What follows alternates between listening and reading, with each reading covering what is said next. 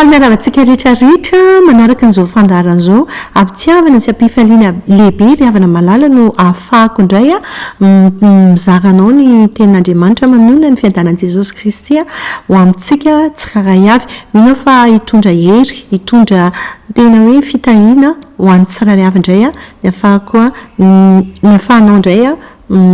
manaraka an'izao fandaran'izao. Misy fiatraikany amin'ny fiainanao ny fanarahanao an'izao fandaran'izao. Milohan'ny fotoana dia milohan'izany rehetra izany dia andao aloha tsika hivavakintsika mitrahantsika ny zao fotoana izao eo ampelantanan'Andriamanitra. Vavakintsika ary Andriamanitra misaotra anao indray izay ny ahafahana indray mifampahery, ny ahafahana indray mifampizara ny teninao mandray ny teninao indray amin'izao fotoana izao tena fitahiana ho anay tsiraray avy izany. Oka ny voninahitra irery ihany no misandratra Jehovah Andriamanitra iray misaotra anao izay ny amin'ny fahatsaranao rehetra, ny amin'ny famindraponao aminay isan'andro ary ny fahasoavanao aminay isan'andro. Tompo hiteny avy amin'ny alalako indray ianao fitaovana fotsiny ihany fa ianao miteny ary mino Jesosy fa isy fiatraikany amin'ny tsiraray avy indray ny fianonana izany teninao izany. Dia taio izao fotoana izao taio ny tsiraray avy, taio ny mpanomponao anositra indray ianao fanamasina, fitarihanao mihitsy fanamasina, herinao mihitsy fanamasina no hiasa ny anaranao Jesosy no misandratra eo ambonin'izany zao fotoana izao amin'ny anaran'i Jesosy Kristy. Amen. Amen. Mandrakizay ny anaran'i Jesosy no misandratra fa indretsika ry havana malala ny ahafahantsika manaraka ny zao fotoana izao tadio fa isaky ny maheno ten'Andriamanitra tsika dia tadio fa raha ohatra hoe raisitsika ampitiavana izany ten'Andriamanitra izany dia tadio ry havana amin'ny finoana sy amin'ny fitiavana dia tadio fa tsy maintsy misy fiatraikany ny herin'Andriamanitra dia tadio fa velona ny ten'Andriamanitra, velona sy mahery ny ten'Andriamanitra ary ny ten'Andriamanitra koa dia sabatra ny fanahy. Ny finoana ny ten'Andriamanitra dia amonoana ny zanatspika alefa n'ilay ratsy rehetrarehetra ka mino ianao fa nino ten'Andriamanitra izay inonao ka ho raisinao dia ampiarinao amin'ny fiainanao dia tadio fa tsy maintsy misy fiatraikan'izany rehetrarehetra izany. Ten'Andriamanitra no mahatonga ny aretina sitrana, ny ten'Andriamanitra no mahatonga ny problème hiva, ny ten'Andriamanitra no mitondra fandresena izany ao amin'ny ady rehetrarehetra. Tadio fa efa resin'i Jesosy Kristy ny aditsika rehetra ary na inona ady atrehantsika dia tadio fa efa vitan'i Jesosy daholo izany rehetrarehetra izany. Mandray fotsitsika ny famonjena, ny andraisantsika n'izay famonjena izay dia avy amin'ny alalan'ny finoantsika ny amin'izay hoe fanambarana ny zavatra vitan'i Jesosy avy amin'ny alalan'ny teniny izay. Amen. Ka ny jerentsika indray ny amin'ity mbola ao anatin'ny volana fanavan'Andriamanitra ny zanany izay mino ary izay miaina. Ino moa ny atao hoe mino izany dia miaina izay ilay hoe mipino ihany miakatra any an-danitra ny zanak'Andriamanitra izany miakatra any an-danitra dia tsy maintsy miavaka amin'ny fiainany. Za zany tsy mety resy lahatra mihitsy hoe misy zanak'Andriamanitra izany hoe mpinony izy dia resa fiainana, miaina ao anatin'ny fijaliana, miaina ao anatin'ny fahoriana, miaina ao anatin'ny fafambaraka, miaina ao anatin'ny aretina, ao anatin'ny korotana, ao anatin'ny tebiteby ny tahotra. Tsy marina izany ry havana. Za tena miteny aminao fa na inona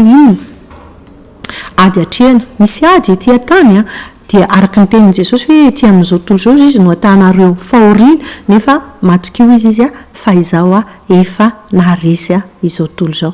Efa mampahery antsika foana Jesosy tao anatin'izany ary efa nampiomana izy fa tsy maintsy misy ny ady fa ny zanak'Andriamanitra miady ao anatin'ny ady dia tadio fa miaina ao anatin'ny ady dia tadio fa miaina ao anatin'ny fiadanana, fitsarana, fahasambarana ary tsy ho resy mandrakizay. Mandalo foana ny ady tsy maintsy misy mandalo ny ady maro isan-karazany fa tadio fa tsy mandrakizay ary tadio fa ao anatin'ireny mihitsy no anehoan'Andriamanitra ny vonahany izay tena zanany. Tsy maintsy mivoaka ambonahitra foana ary ny zanak'Andriamanitra niza anala baraka anazy. Tadio fa raha tena zanaka izany tsy hiaina aminatin'ny fafambaraka izany izy. Ohatranazy hoe be ny manenjika, be ny mankahala, be ny manendrikendrika ohatr'izany fa za miaina ao anatin'ny fiadanana ary fantatro fa le raiko no miaro le raiko no vela le mpanavotra le Jesosy Kristy izay miady ho atsika izay zanany isan'andro miady ho atsika izy miady ho atsika izy ary azo antoka fa ao anatin'izany dia manoatra noho ny mpandresy isika raha mentsika lohateny tsy anatin'ity fandarana ty androandray ao anatin'ty tenin'Andriamanitra ty indray dia mentsika lohateny izy dia inona ny lohateny tena faly amin'ny teny aminao azany ny lohahevitra ny amin'ty fandarana ty dia hoe ny fitiavana no lehibe indrindra ny fitiavana ny lehibe indrindra raha ohatra tsika hoe tsika ry havana dia tadidro rehefa misy olona mahenao zany dia ohatra ny manana be ny sofiny fitiavana lehibe indrindra satria tsy ao anatin'le fitiavana tenin'Andriamanitra ny tenena nefa izy milaza vampivavaka milaza izy fa tena hoe pino tena mpandala ny tenin'Andriamanitra kanefa raha vao ambary izay tenena hoe fitiavana lehibe indrindra izay dia mikaraikina ny fony dia misy zavatra mampalahelo be fiarahana amin'Andriamanitra ny fototra iainantsika ry havana dia tadio fa fitiavana an'Andriamanitra rehefa manjaka ao anatin'ny fotsika ny fitiavana an'Andriamanitra dia tadio mandeha ho azy daholo ny zavatra rehetrarehetra madio fotsika dia milama be zavatra rehetrarehetra dia mety amintsika daholo ny zavatra izay mitranga rehetrarehetra eo satria ny fitiavantsika an'Andriamanitra no rehetrarehetra ao ka ny fototra zany ny fiarahana amin'Andriamanitra dia tadio raha vao ny olona tsy manana fitiavan'izay dia mampalahelo izy dia miaina ao anatin'izay hoe falotopo zay izy miaina ao anatin'ny fankalana ao anatin'ny felonana ao anatin'ny avinavana ao anatin'ny lolopo ao anatin'ny tsy famelan-keloka raha vao tsy manjaka ao anatin'ny fotsika izay fitiavan'izay dia tadio dia izay no mitranga eo amin'ny fiainana dia iny no misarika ny fampitehana sy ny fahoriana sy ny fijaliana sy ny arekana ka hojeretsika izay hoe fitiavana ny lehibe indrindra izy tia misy partie anankiroa partie voalohany zany zao teniko zao ao anatin'ity volana novambra ity zany tsika dia tadio fa zay hoe mbola tafiditra ao anatin'izay hoe fanavan'Andriamanitra ny zanany zay tsy afaka hiavaka ny zanak'Andriamanitra raha tsy miaina ao anatin'ny fitiavana amen ka partie voalohany zao niditra ny partie faharoatsika amin'ny herinandro manasanao foana hoe arao foana zao fandarana zao fa mino fa hitondra fitahiana hitondra tena hoe fahazavan-tsaina taridalana fatakarana fahalalana fahendrena ho antsika tsika avy izao fandarana zao izay tena hoe zaha dia tena hoe miankina amin'ny fitarihan'ny fanahy masina tanteraka tsy miankina amin'ny hoe inona maha-olombelona fa tena miankina amin'ny fitarihan'ny fanahy masina ao anatin'ny fifandraisana mivavaka amin'Andriamanitra dia ny herin'ny fanahy masina ny herin'Andriamanitra no miasa ao anatin'izay ahafahako mizaranao ny tenin'Andriamanitra ka fitahiana ho asy ianao ny ahafahantsika mifampahery mandray ny tenin'Andriamanitra tahaka izao ka raha roto ny fotoana tahaka izao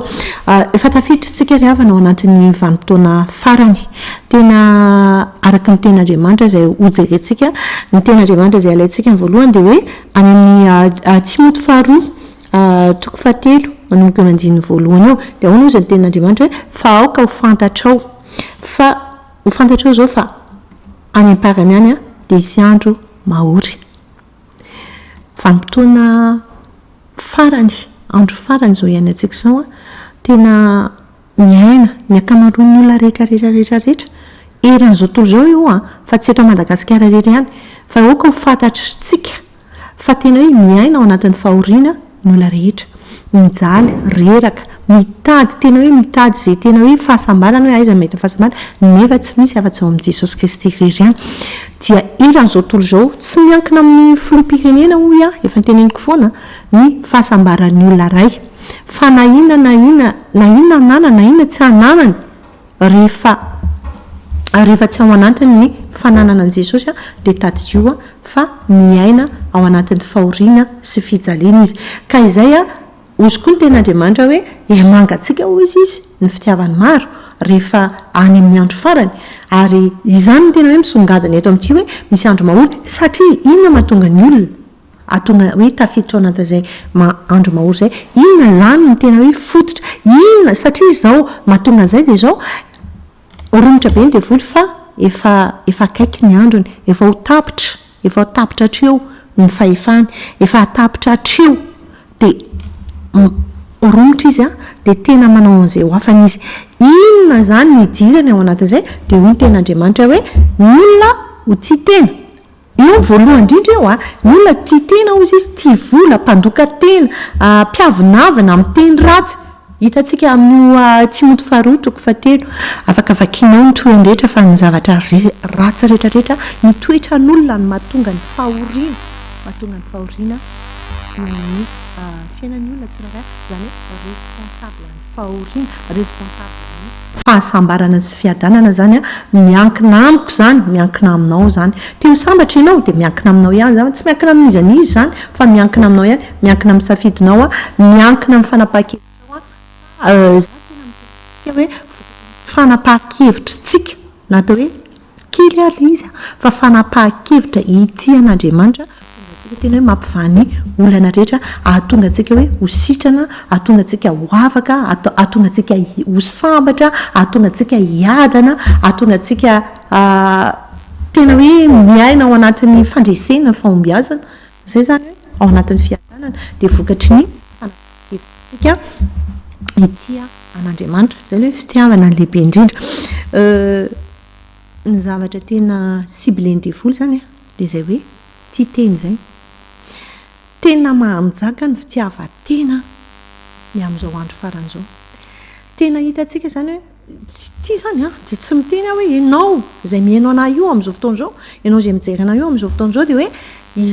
tsy mahita an'izaniza aho zao fa mizara ny ten'Andriamanitra zao dia zao miatraika amiko zany miatraika aminao zany matoa ianao na ianao zao teny zao andaontsika tsy hiditra mifandrika ny devoly satria tena hoe hidirany amin'izao andro faran'izao dia ny fitiavan-tena rehefa manjaka ny fitiavan-tena dia tsy manjaka ny fitiavana an'Andriamanitra lasa manohatra ny tenin'Andriamanitra isika tadio ry havana fa itsika tsy miaina ambanin'ny lalàna intsony fa ambanin'ny fahasoavana noho ny finoantsika an Jesosy Kristy rehefa zay mino an Jesosy dia nandray an'izay fahasoavana namonjena antsika ilay fitiavana no ilay fitiavan'i Jesosy Kristy tsy miaina ntsontsika hoe amin'izao fotoan'izao hoe tsy mila mitandrina rehefa nitonga Jesosy dia namonjy antsika Jesosy tampitiavana ka tsy mila mitandrina intsontsika ny amin'ny lalàna ny amin'ny didy hoe andeha tsy hijangajanga intsony andeha tsy angalatra intsony andeha tsy hanompo sampy intsony andeha tsy teny ratsy intsony andeha tsy ina koa ny zavatra atao tsy andainga intsony be da be ny didy folo izay napetraka tamin'ny testamenta taloha efa tamin'ny testamenta taloha iny tsy mila tandremana zany fa ny tandremana fatratra dia ahoana hozy Jesosy Kristy any Matthieu toko 2:20 ny anjiny 7:30 ny akatra amin'ny 5:30 ny amin'ny fandaharana fanalahidiny fanjakan'Andriamanitra dia nizaniza manaraka an'izao fandaharana zao nizaniza miaraka ny amin'ny fiangonana fanalahidiny fanjakan'Andriamanitra dia tsy maintsy izay fanalahidy zay inona ny fanalahidy izay napetraka Jesosy Kristy dia ny didy izay napetraka Jesosy dia hoe ny didy voalohany ozy izy sady lehibe indrindra tsy misy didy manohatra an'izay dia izay le hoe Matthieu toko 2:20 anjeny 7:30 ka hatramin'ny 5:30 dia hoe tiavany Jehovahandriamanitra ao amin'ny fonao rehetra amin'ny sainao rehetra amin'ny herinao rehetra amin'ny fanahinao rehetra amen zany hoe fitiavana voalohany indrindra zany mameno ny saina amin'ny fo fanahy rehetrarehetra na hitan'ny olona na tsy hitan'ny olona dia mieritrrehetra an'izay hoe fitiavana dia hoe tian'Andriamanitra tian'i Jesosy Kristy manapaka tanteraka ao anatin'ny fo saina fanahy fa mahavoantsika dia izay hoe mandiny tena sanandro sanandro sao dia mibahana ilay fitiavan-tena rehefa mibahana ny fitiavan-tena dia tafiditra ao mifandrika ny devoly amin'ny andro farany dia tonga ny fahoriana ny olona tia tena dia izay mijaly izy ory izy ary maloto fo izy ao anatin'izay mitadiny ho azy izy ahoana ozy izy ny tenin'Andriamanitra any amin'ny tsara ny tenin'Andriamanitra any amin'ny Korintiana voalohany ity zany dia tsy zakany sasany mihitsy zay le hoe maloto ny fo maloto ny fo tokony hanam-pitiavantsika indrindra fa amin'izao andro faran'izao roa volana sisa dia ho tapitra ny ina misy teo tapitra tsy tontsify dia manao bilantsika hoe inona mahatonga blocage ry havana mahatonga ny hoe fo maloto zany tsy manjaka ny fitiavana ka raha vao tsy manjaka ao anaty fotsika ny fitiavana dia caché daholo zany hoe tonga dia bloqué daholo ny zavatra rehetrarehetra fa ny olona madio fo Andriamanitra dia mahita fity iny efa hitantsika hoe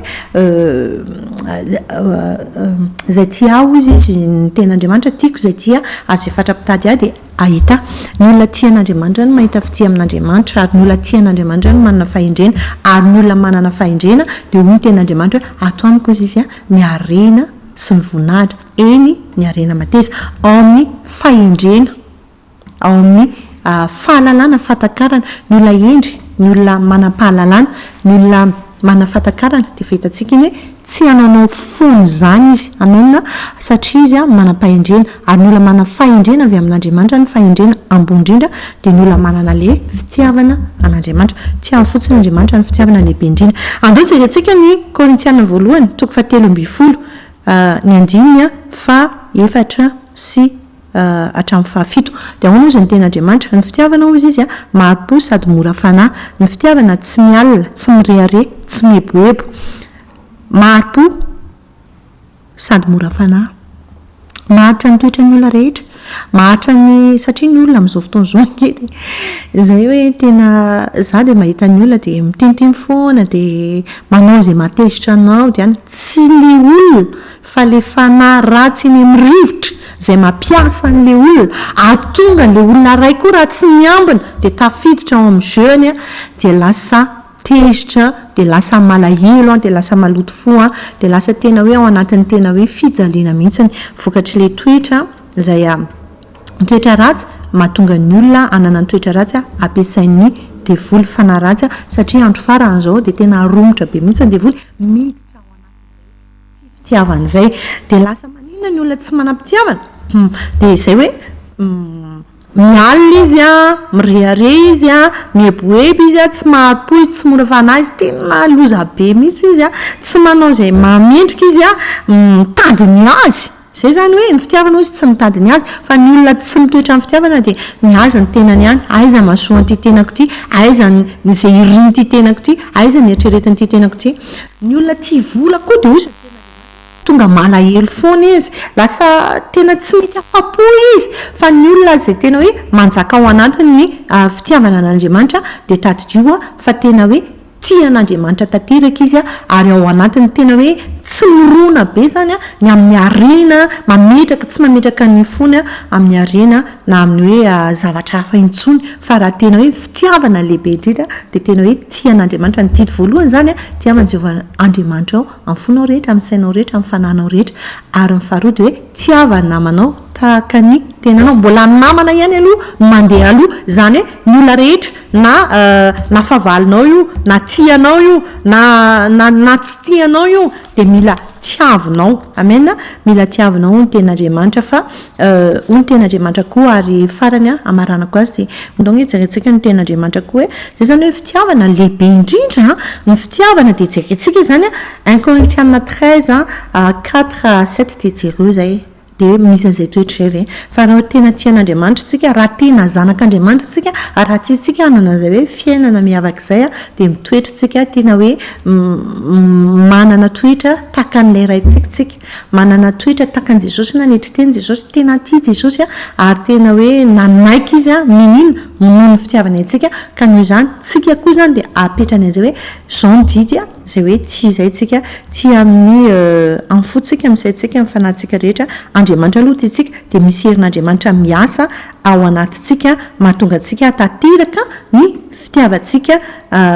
atateraka ny sitrapon'Andriamanitra rehetra amena ahatonga antsika koa ity ny olona rehetra fa tsy aina ao anatin'izay hoe fitiavateny izay raha tena hoe fitiavana lehibe indrindra tia ny olona rehetra eny fa na dia ireo mitsangana favalo ary dia tena hoe ho tiavina tena hoe am'fo tsy amin'ny herintsika nefa izany fa raha tia fotsiny no Andriamanitra fa raha tena tia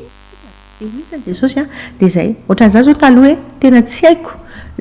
miala tamin'ny fahazaran-dratsy rehetra fa tiako be Jesosy dia tsy mieriko amin'ny maha-olombelona fa ny herin'Andriamanitra ny asa tato anamiko dia tiako daholo ny fahavaloko za zany raha hoe tenen'ny olona hoe ianao maloto fo ianao zany indray tena raha azo tarafina ny foka za tsy mitahiry io antezitra fa zay ahoana ozy ny ten'Andriamanitra hoe azo atao mahatratra ny masoandro miletika ozy ny fahatezera tezitra ihany amaha-olombelona fa zay tsy mitahiry ahoana ozy ny ten'Andriamanitra hoe izany ozy ny mampiseho Jaona 3 disy izany mampiseho miariary izay zanak'andriamanitra sy izay zanaky ny devoly dia tsy mba avy amin'andriamanitra izay rehetra tsy manao ny marina sy izay tsy tia ny rahalahiny izay zany mila tsia iny moa ny rahalahy zany dia le manodidina rehetra zany ny olona rehetrarehetrarehetrarehetra ary ny tenin'andriamanitra miteny hoe mivavaha izay manenjika anareo manaova soa an'izay rehefa tafiditra ao anatin'izay tsika riavana dia tadio tafiditra ao anatin'ny fitiavana an'andriamanitra tsika ary rehefa ny olona tafiditra ao anatin'ny fitiavana an'andriamanitra dia zanak'andriamanitra dia azo antoka mihitsy izay le fitiavana lehibe indrindra azo antoka mihitsy tsy ana arelozy izy andriamanitra le rainy satria zanak'andriamanitra mitoetra ao amin'ny fitiavana lehibe indrindra dia azo antoka hoe andriamanitra ny miadidy azy andriamanitra ny miazy andriamanitra ny miady azy amin'ny adiny rehetra miady amin'ny fahavalony ary mitsangana miady amin'andriamanitra izay mitsangana miady amin'ny zanak'andriamanitra mitoetra ao anatin'izany fitiavan'izany zay ny fotoanantsika ivavakantsika raha eo mankasitraka anao zay ny amin'izany teninao zany fitiavana tokoa ny lehibe indrindra ampianaro zay tena ity ny olona rehetra ahafahanay tena hoe hitoetra amin'izany hoe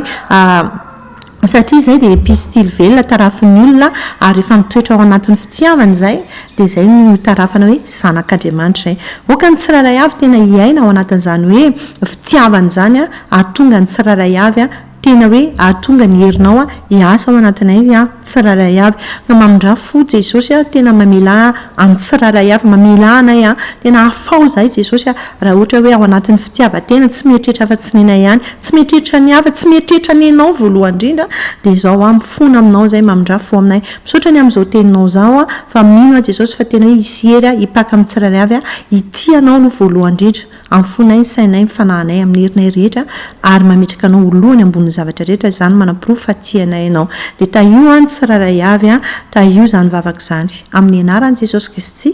amen.